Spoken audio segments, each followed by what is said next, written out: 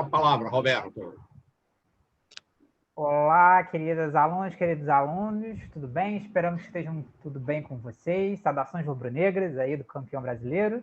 E vamos começar aqui a primeira aula do nosso curso, né? Na verdade, a primeira foi uma aula mais de apresentação. Essa é a aula do tópico 2, ok? A aula aqui na nossa ementa está datada do dia 1º de março. Estamos gravando essa aula para vocês. Eu, professor Zacarias, que está aqui comigo, alguns dias antes do dia 1º, para vocês. Hoje a gente vai falar, essa aula de hoje e mais a aula da semana que vem, são aulas mais conceituais, como a gente colocou na ementa. Nós vamos abordar nessas duas primeiras aulas alguns conceitos básicos, tá, sobre sociedade, Estado, sociedade civil e políticas públicas, para que depois a gente possa entrar realmente na análise das políticas públicas educacionais do Brasil atual. Esses conceitos que nós vamos trabalhar nessas duas primeiras aulas serão conceitos transversais a todo o curso, né? Ou seja, esses conceitos que nós vamos trabalhar nessas duas aulas, nós vamos voltar a todo momento, tá? Durante as aulas que virão. Portanto, se atentem bem a esses conceitos que nós vamos trabalhar. Aqueles que ficarem com dúvidas, perguntas, já guardem as suas perguntas para a primeira aula síncrona que nós vamos ter, que é daqui a 2 aulas. Tá? Só ver lá as datas na nossa ementa, na nossa sala na AVA, ok? E vamos aí a discutir esses conceitos fundamentais. Prestem atenção também que esta aula do tópico 2 tem textos que estão lá na AVA. Lá na AVA, no tópico 2, você encontra lá os links para baixar o PDF dos textos, tá? E preste atenção que essa aula de hoje e a próxima são essenciais para vocês fazerem a primeira avaliação, ok? Feitos esses avisos iniciais, a gente pode começar aqui o nosso bate-papo falando um pouco sobre, né, quem toma a iniciativa de fazer a política. Né? Muito se achou que durante muito tempo... Roberto, diga, Zaca. Talvez a gente pudesse inverter. Antes de dizer quem faz a política pública, é dizer em que contexto elas aparecem. Como é que elas aparecem, né, no Estado? E aí, se você me permite, eu dou boa noite para todo mundo, para as meninas, para os meninos. Bem-vindos. Roberto está com a camisa do Flamengo. Parabéns para os flamenguistas, mas eu sou vascaíno. Eu estou na segundona, lá com o Botafogo, que não tem VAR, né? Os campeonatos são mais... Acho que são mais honestos. Vai tudo bem, né? Deixar aí os flamenguistas comemorarem a sua octovitória.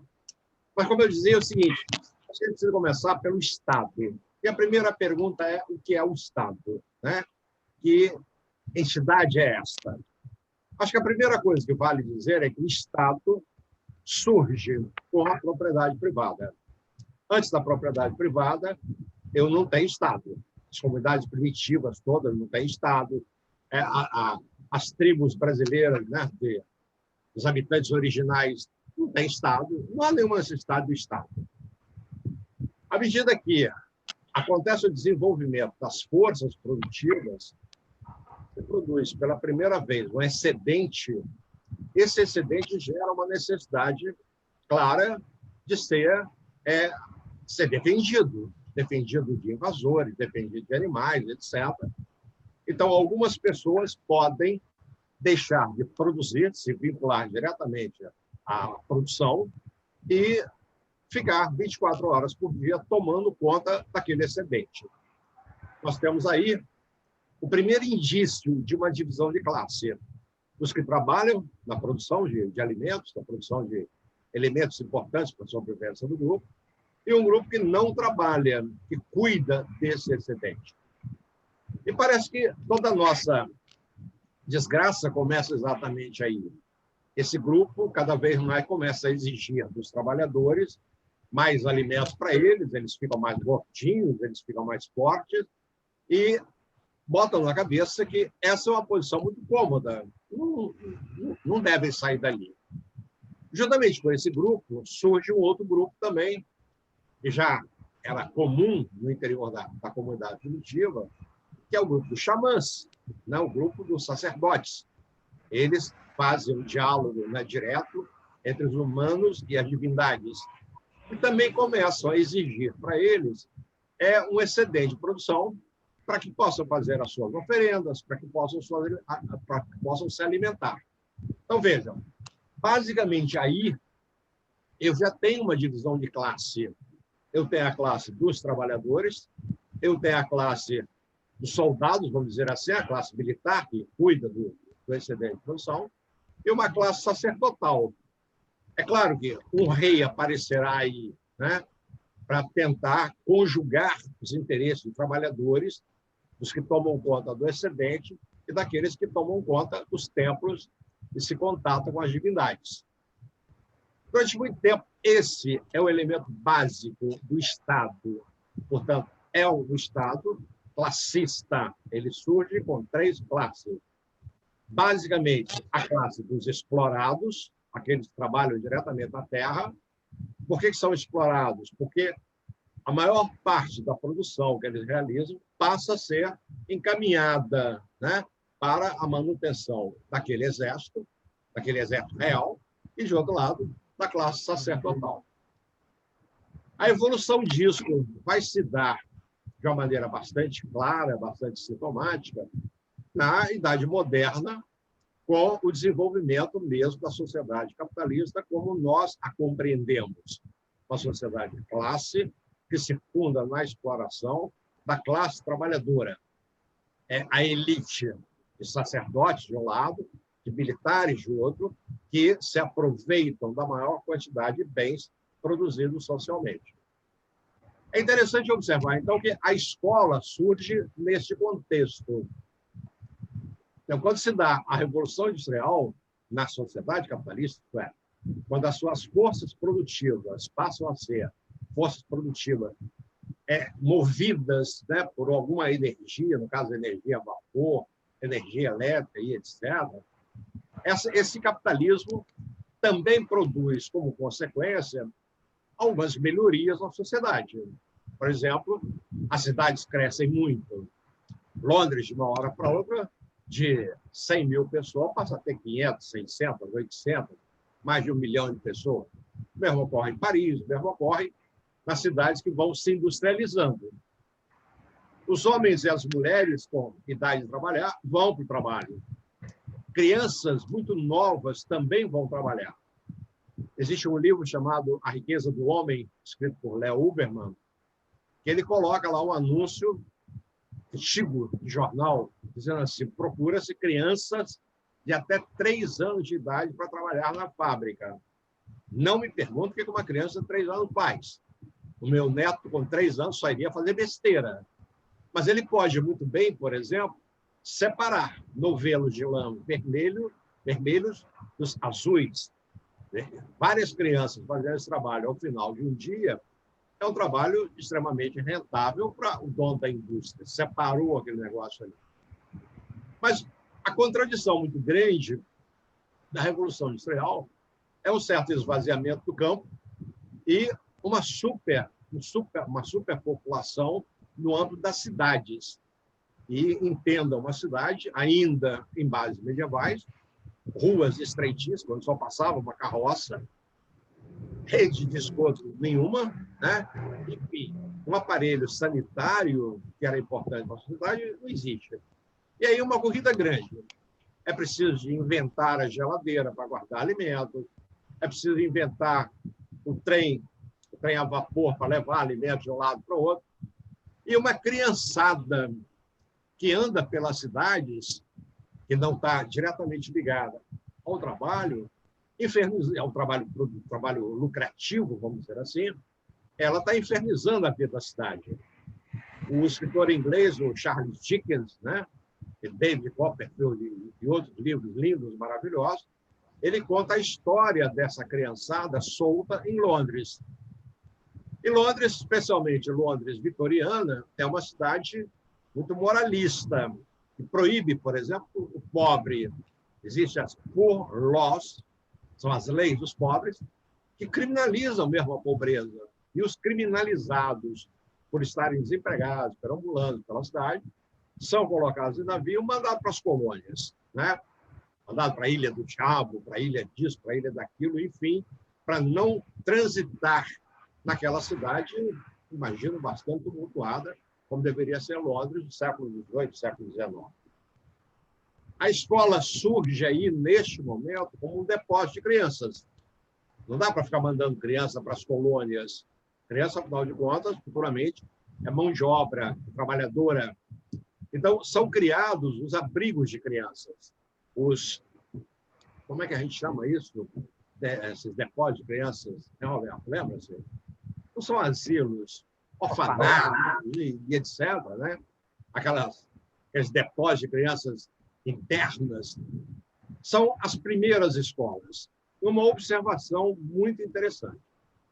Essa escola surge com algumas finalidades concretas. Número 1, tirar a criançada da rua, diminuir, portanto, a criminalidade infantil. 2, preparar essas crianças futuramente como mão de obra para aquele modo de produção capitalista cada vez maior, cada vez mais crescente.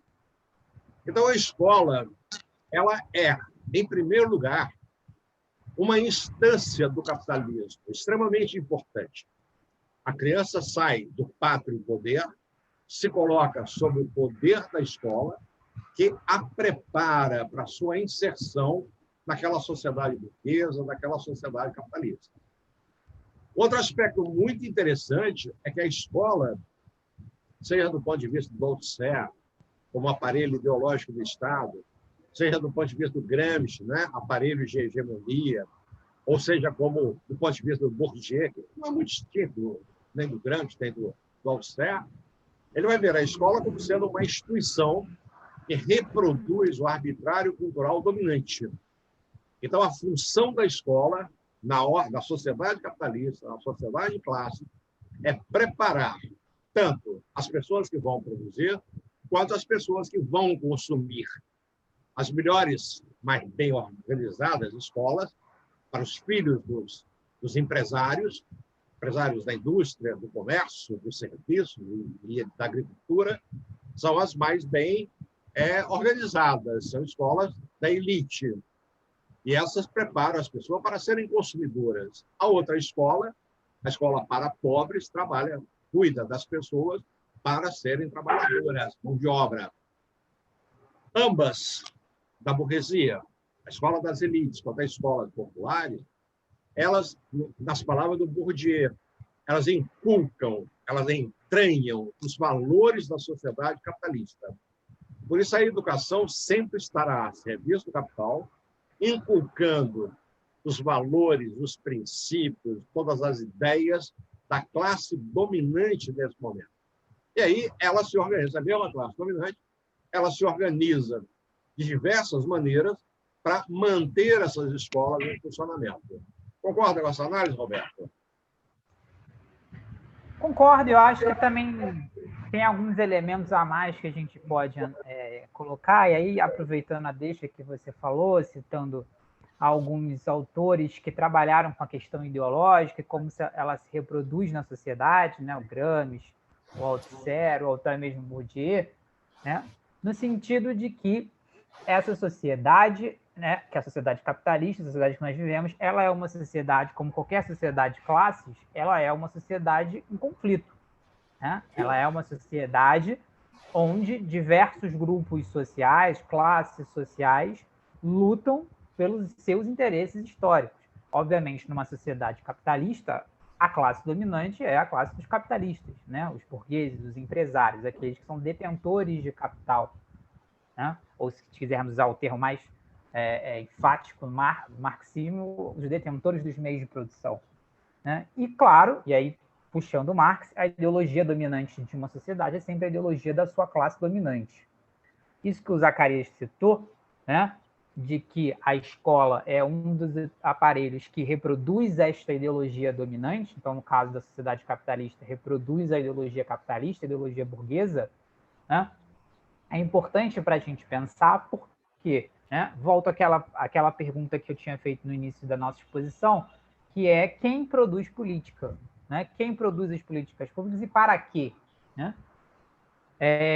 Existe, obviamente, dentro do Estado, que é o ente mais forte de qualquer sociedade, porque ele é um espaço concentrador de poder, né?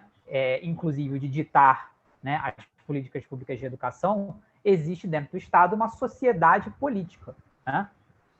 O presidente, os deputados, todo o aparato de justiça, o aparato policial, militar e por aí vai, né? E todos os burocratas do Estado e tudo mais. Eles fazem política dentro do Estado, implementam políticas públicas, isso é verdade.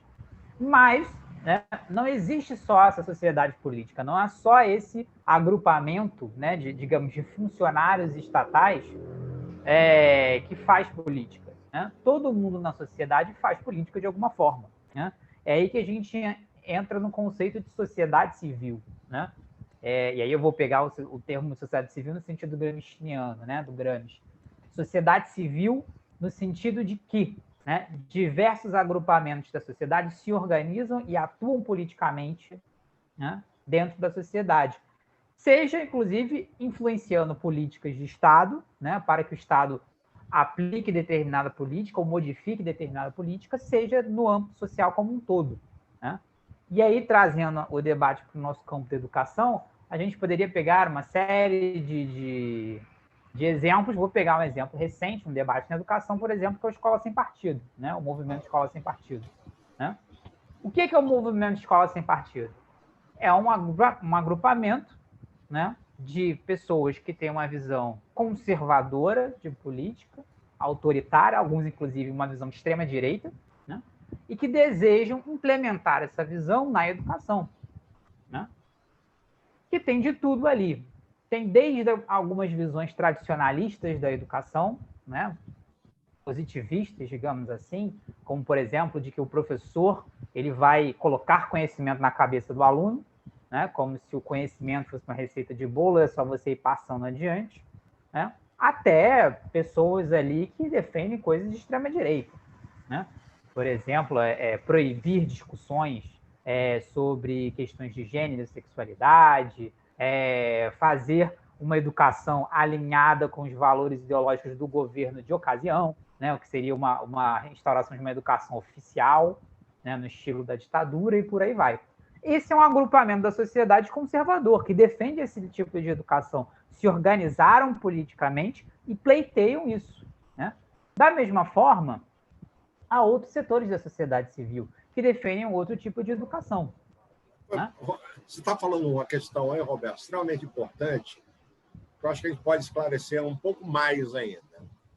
Primeiro, você trouxe com muita propriedade a ideia de que nós estamos num campo tenso, um campo conflituoso, né? Há vários interesses aí, grupos, cada um puxando para um lado e para o outro. Quando você fala em escola sem partido, também fala com muita propriedade, né? Mostrando que ela está ligada a um grupo conservador, a um grupo de empresários, né? A uma elite, a elite do capital, interessada em que a escola se organize segundo os seus interesses particulares. Por que é bom a gente ressaltar os dois pontos, da tensão e esse de cada um puxar a brasa para a sua sardinha? Para mostrar que o tempo inteiro na escola é assim.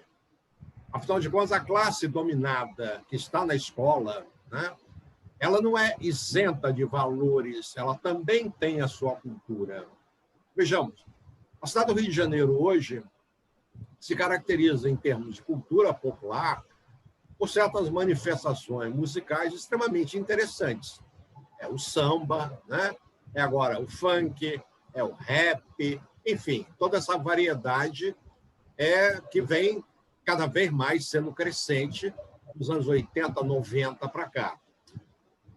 Já repararam que as escolas tiveram e têm muita dificuldade de aceitar o funk no dia a dia das crianças, seja na sua escrita, nas suas manifestações escritas, de manifestações de auditório, etc.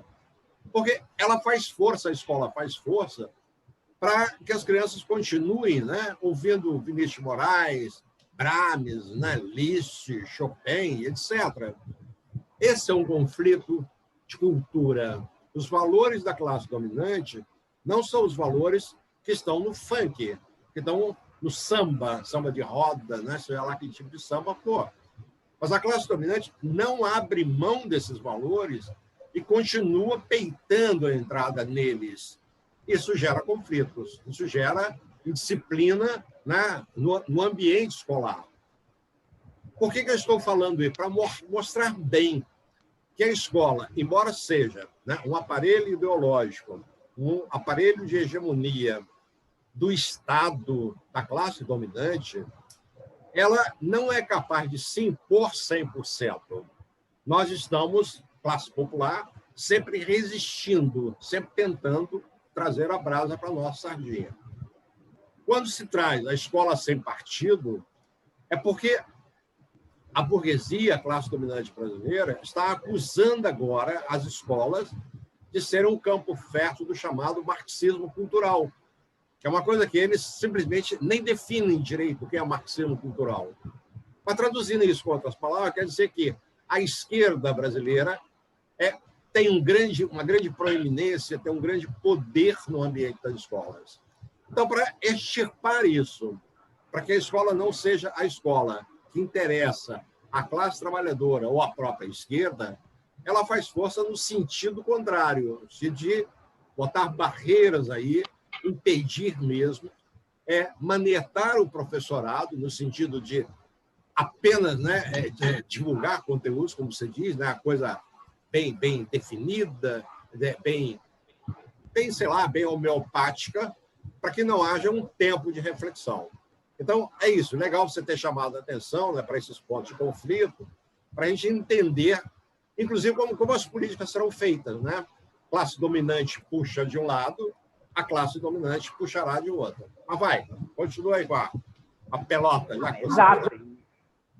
E a posição de profissionais da educação, obviamente, não é a mesma de escola sem partido, é completamente diferente. Né? Então, nós temos aí um conflito estabelecido, né, entre visões de educação completamente opostas. Né? Não há consenso entre a visão que os trabalhadores da educação têm, né, de uma escola mais democrática, mais plural, né, do escola sem partido, por exemplo. Né? Esses embates, eles estão presentes em toda a sociedade, porque vivemos numa sociedade de classes, e as classes sociais têm interesses opostos, diferentes. Portanto, nós não interpretamos aqui como outros interpretam, que a sociedade vive em harmonia e cada um cumpre uma função na sociedade, né, de acordo com o bem comum, coisas desse tipo. Não, na verdade, a sociedade está interpenetrada de interesses completamente antagônicos e eles se enfrentam a todo momento de formas menos ou mais violentas de acordo com o momento histórico. Tá? Isso é luta de classes. Né? Ou seja, as classes sociais, as frações dessas classes sociais que existem na sociedade, elas têm os seus interesses em todos os campos, na economia, na educação, na saúde, né, na política, na eleição, né, e elas se degladiam a todo momento. No campo educacional, não é diferente. Isso, vamos marcar a posição aí. Quem é que está do lado do empresariado no campo da educação? Alguns movimentos aí.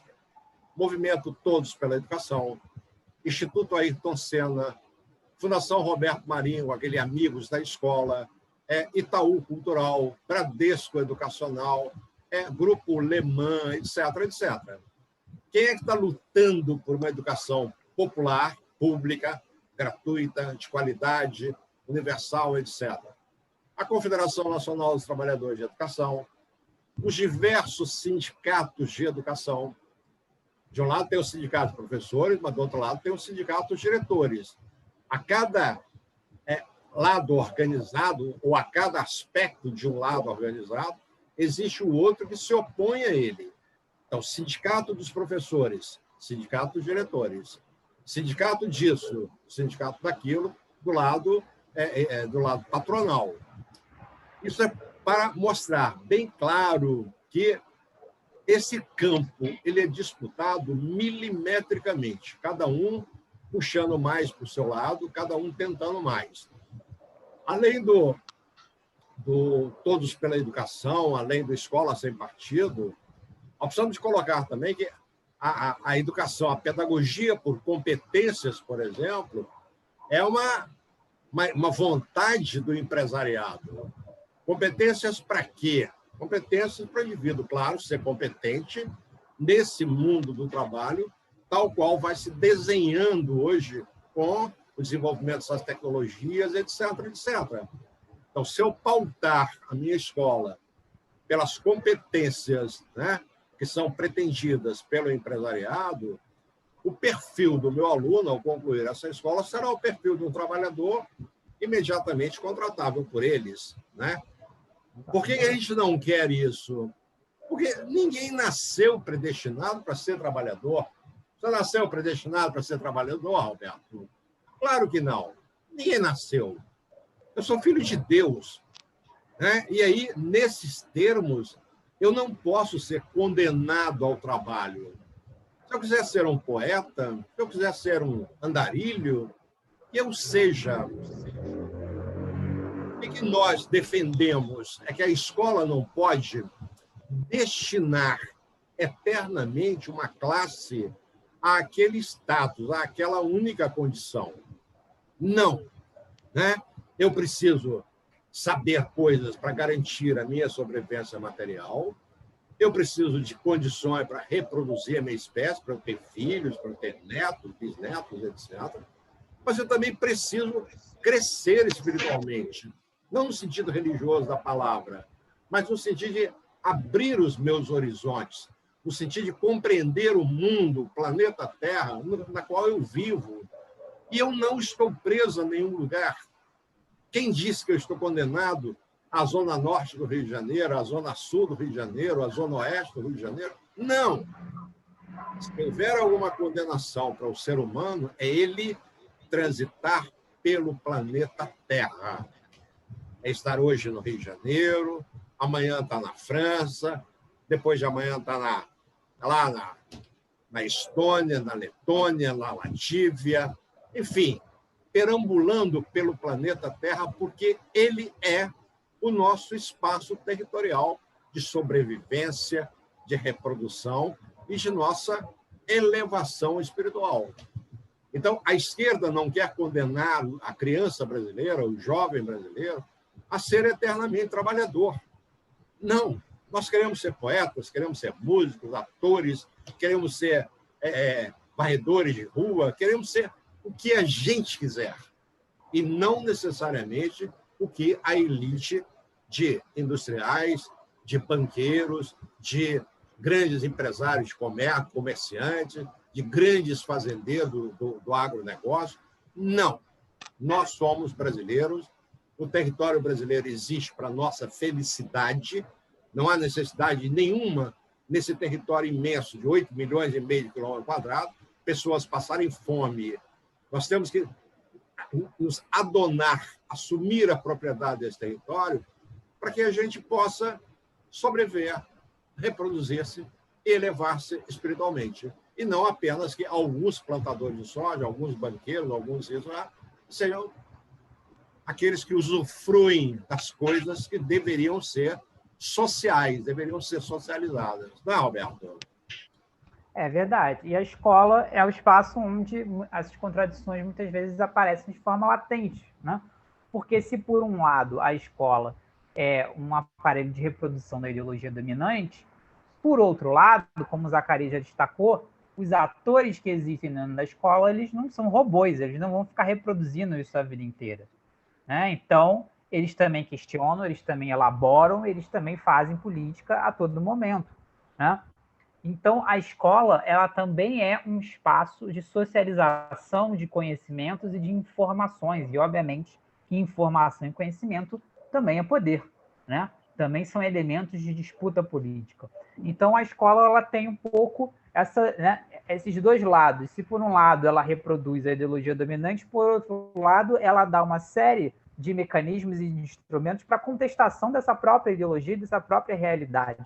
Porque ela é um espaço de socialização de conhecimento, claro, né? E ela está acessível a todas as classes, a todas as pessoas, obviamente não da mesma maneira, mas ela está universalizada hoje no mundo inteiro. Ninguém pensa hoje uma sociedade sem algum grau de escolarização. Qualitativamente, a gente discute isso, mas não se pensa uma sociedade sem escola hoje. Vamos entrar aí no campo do rock and roll, né? Falar um pouco do Pink Floyd.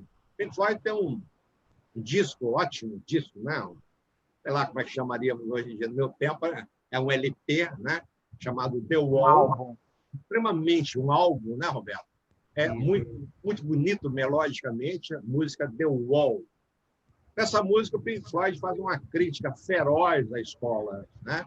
Ele vai dizer, de alguma maneira, que as pessoas entram da escola e saem todos iguais. O Pink Floyd, nessa sua crítica, ele fica apenas de um lado. Ele admite a integralidade da reprodução que a escola faz, mas não é verdade. Os alunos mais indisciplinados da escola necessariamente não são disciplinados por mau caratismo, por alguma sociopatia. Não. Eles estão reagindo àquela inculcação da escola que não permite que ele expresse também os seus valores. Então, quando a gente ouvir de novo The Wall, por favor, vamos fazer uma crítica. Olha, o Pink Floyd não levou em conta a dialeticidade da escola. Ela tanto produz um Hitler quanto produz um Einstein. E observem, os dois, Hitler e Einstein, são produtos, são resultantes da escola alemã na mesma década, final do século XIX e do século XX. Os dois passam pela mesma escola. Mas vê como um saiu dessa escola e como é que o outro saiu dessa escola. Antagônicos, em lados diametralmente opostos. Eu não estou falando só de Einstein, eu sou só de Hitler. Eu estou falando de todo mundo que entra nessa escola não vai sair necessariamente com o meu perfil, né? Essa escola, dialeticamente, ela também cria a sua própria negação. Existe um livro de um autor americano, me parece que é da Universidade de Miami, o nome dele é Giroux, nome francês, mas é americano, e é um estudioso de Paulo Freire. E ele escreveu um livro chamado A Resistência na Escola, Teorias da Resistência. Ele vai dizer que é muito forte a resistência que os alunos fazem na escola contra a totalidade ou a inculcação efetiva da escola. E o que eu chamo de resistência? Vamos pegar o exemplo do Roberto com essa camisa do Flamengo. O jogo foi quinta-feira. Quinta-feira, né, Roberto? Segunda-feira, o Roberto vai se encontrar com todos os seus amigos e vai contar vantagem, vai falar do jogo, do octacampeonato do Flamengo. Se ele for para uma sala de aula, ele também vai com essa mesma camisa e vai querer que o professor comente o jogo, vai querer saber qual é o time do professor, quais são os colegas que são flamenguistas. E, enquanto isso, o tempo de aula vai passando. Feliz o professor que conseguir, né, na segunda-feira, depois desse campeonato do Flamengo, conseguir dar uma aula como ele passou o final de semana inteiro planejando. Os alunos não vão fazer de maldade, nem vão fazer isso conscientemente, mas são formas de resistência que são praticadas dia a dia na escola, pedindo ao professor, professor, vamos falar muito desse assunto, não, vamos comentar o filme e tal. Professor, vamos falar disso. Isso é sempre tentando tirar o professor do caminho que ele preparou para conduzir aquela aula. Então, essas são formas de resistência. Tá legal, Roberto? É verdade, né? E habitam, né, no ambiente escolar esses diversos posicionamentos, né? Então, por um lado, você tem a ideia da educação, muitas vezes, né, como um tecnicismo, né, ou uma visão positivista. E, por outro lado, não. Por outro lado, a gente vê a educação mais como um espaço de conhecimento, de emancipação humana, né, como Zacarias colocou, em relação a como esse aluno, essa aluna, não está predestinado, né, a ser alguma coisa. Muito pelo contrário, a escola deve dar a ele todos os elementos e aí ele construindo, né, a sua visão de mundo e aí ele se encaminha. Né? E não essa visão de escola como simplesmente para preparar para o mercado de trabalho, né? Para preparar para a sua devida caixinha, sua devida função. A sua cidadania burguesa, né? Para a sociedade burguesa, como se ela fosse eterna, né? Exato. Né? Então, essa dialética, né? Esse conflito entre, né, a escola que prepara para o mercado de trabalho dentro de determinada visão positivista, né, de uma ideologia conservadora de educação, e a escola que também é um espaço de contestação, e também é um espaço de construção de conhecimento, que também é um espaço de construção de cidadania, não a cidadania burguesa, né, mas a cidadania do indivíduo enquanto participante, né, da sua sociedade, um indivíduo que participe conscientemente, né, da sua sociedade. Então, eu gosto de falar, Roberto, que ao invés de a gente ter uma escola que educa para uma cidadania burguesa, gosto de falar a partir do Marx, né, que a gente tivesse uma escola que formasse um cidadão genérico. O que é o cidadão genérico? É um cidadão que vai ser educado para viver, seja no modo de produção capitalista, no modo de produção socialista, ou que modo de produção seja, né, que seja preparado para viver no Brasil, ou viver na Inglaterra, ou viver na Espanha, para viver em qualquer lugar, na África, mas que seja, portanto, um sujeito da sua história, sem preconceitos, sem egoísmo, né? Sem atitudes discricionárias, enfim, que seja um sujeito muito humano, com muita empatia pelo outro, como condição para a gente ter aquele mundo que o John Lennon coloca na sua música, Imagine, né? Imagina um mundo se não tivesse fronteiras, imagine um mundo que não tivesse barreiras de cor, de línguas, né? Em que todos nós fôssemos irmãos. Eu gostaria de viver nesse mundo, que, aliás, não é muito diferente do chamado reino de Deus, né? É quando Jesus Cristo está fazendo as suas pregações, ele quer todo um trabalho de conversão. Também não é muito diferente do comunismo do Marx. Também não. As coisas se aproximam muito, até por conta da origem judaica do Marx, né? Ele não tem muita condição de pensar numa utopia completamente abstrata, completamente solta no espaço. De certa forma, a utopia marxista, ou marxiana, melhor dizendo, ela tende para um mundo em que todos somos humanos, né? Em que todos somos cristãos, em que todos nos amamos, todos nos importamos com o próximo. Né? Nesse sentido, marxismo e cristianismo estão muito próximos, e o próprio Papa recentemente reconheceu isso, né? Há muito comunista que é muito mais cristão do que os caras que nunca saem da igreja, né? Batendo no peito, tomando hóstia e etc. Exato. Então, acho que nessa aula aqui a gente abordou alguns pontos importantes, né? Primeiro, todos fazem política, né? Todas as pessoas fazem política. E, obviamente, aqueles que se organizam e atuam politicamente estão dentro disso que a gente está chamando de sociedade civil, né? Sociedade civil são os indivíduos organizados coletivamente atuando de maneira consciente na sociedade. Não é só o Estado ou os homens de Estado que fazem política, que fazem políticas públicas, inclusive. Não. Todos fazem política e pressionam, muitas vezes, para que o Estado adote uma determinada política pública ou encerre uma determinada política pública. E isso está dentro do campo da educação. Né? Os embates sociais, as diferentes visões ideológicas, as diferentes visões de classe, elas se materializam também no campo da educação, tanto nos debates, né, gerais sobre a educação, né, panorâmicos, quanto dentro do chão da escola, dentro do cotidiano escolar. Foi um pouco do que a gente quis abordar aqui com essas ideias de Estado, sociedade civil e política pública nesse nosso primeiro encontro, não é, Zaca? Perfeito. Só para concluir, Roberto, no sentido de tentar esclarecer um pouco mais. O Roberto dividiu a sociedade em dois grandes grupos. O grupo que ele chamou de sociedade política, que são os agentes políticos, né? Eleitos, nomeados, etc., etc.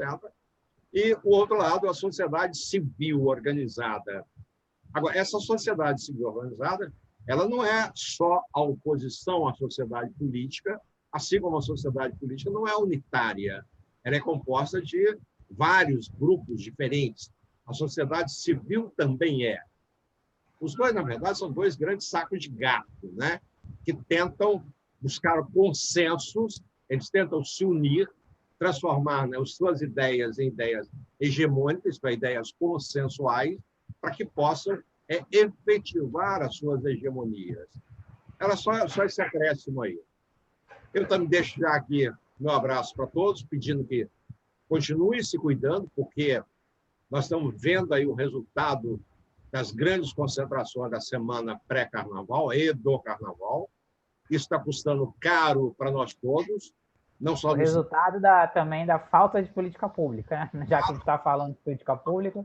Um governo que não emite, nesse momento, uma política de contenção dessa pandemia, né? Há outros países aí, Austrália, por exemplo, Nova Zelândia, que são muito cientes do quanto é necessário proteger a população. Ainda hoje mesmo, ontem, né, a cidade de Auckland, na Nova Zelândia, ela entrou em lockdown porque uma pessoa apareceu como uma variante do Covid, né, desse vírus infernal que está por aí. Então, se nós tivéssemos aqui políticas públicas de saúde para prevenir, né, a saúde da população brasileira, nós não teríamos mais de 10 milhões de contaminados e nem tampouco teríamos mais gente morta do que aconteceu nas 2 bombas atômicas lançadas sobre o Japão em 1945. É isso, meu querido Roberto. Para você também, meu grande abraço, saudações flamenguistas e até o nosso próximo encontro.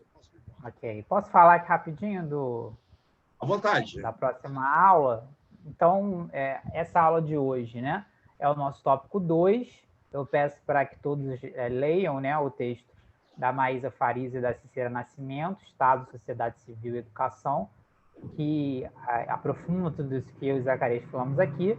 E na próxima semana, né, o tópico 3 já está lá também. Semana que vem nós vamos falar um pouquinho sobre dominação, hegemonia, ideologia, alienação. Então, são outros conceitos básicos também para a gente entender a sociedade e as políticas públicas. Também tem texto lá em PDF, só baixar, né, o texto da Cíntia Ramos e do José de Faria, que é o Poder, Ideologia e Alienação. Também vai ajudar a gente a pensar bastante essas questões do Estado, poder, né, e políticas públicas. Perfeito? Então, deixo aqui um abraço para todo mundo e nos vemos semana que vem.